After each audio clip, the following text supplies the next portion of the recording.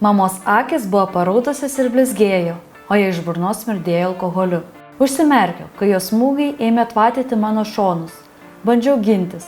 Užsidengiau veidą rankomis, bet motina stipriai plėšė. Šią ištrauką iš literatūros kūrinio vaikai, dalyvaujantis projekte Mes knygų saloje, aptars kartu su psichologu ir bendraamžiais. Skirtumas tas, kad visa tai vyksta virtualioje erdvėje.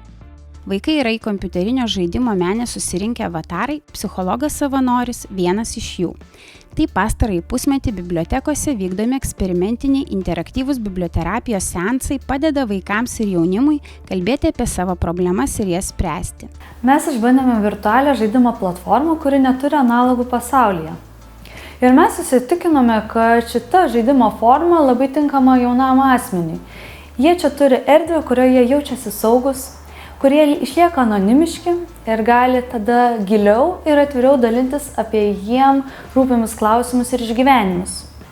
Diskutuodami vaikai vieni kitiem padeda. Jau 10 metų biblioterapiją taikę specialistai nusprendė jos poveikį sustiprinti pasitelkdami informacinės technologijas. Todėl buvo sukurtas interaktyvus žaidimas. Jį 12 Lietuvos viešųjų bibliotekų išbandė daugiau nei 100 vaikų ir jaunuolių. Man patogiau yra žaisti žaidimui, negu susitikti akis į akį.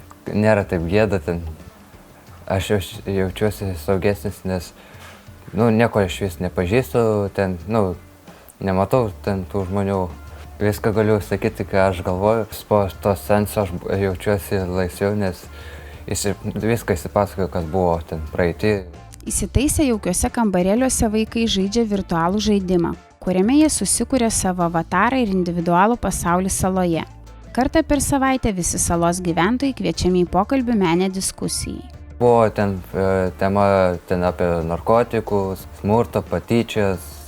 Seanso metu mes skaitom ištraukas, kurios labai susijusios su vaiko patyrimu, vaiko išgyvenimais. Ir vaikas nuo šių tekste aptariamų išgyvenimų pereina prie savo patyrimo, savo skaudulių ir nejučiomis pradeda kalbėti apie savo asmeninį patirtį. Ši paslauga labai aktuali sprendžiant ne tik vaikų ir jaunimo, bet ir suaugusių analogiškas problemas. Specialistų teigimu terapijos poveikis sustiprėtų, jei joje galėtų dalyvauti visa šeima. Mes esame pasirengę dalinti savo paslaugą ne tik kultūros, bet ir švietimo ir socialiniam sektoriui.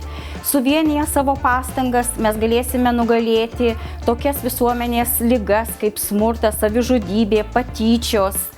Taip pat tikimės pagalbos iš valstybės institucijų, kad galėtume tęsti šį projektą.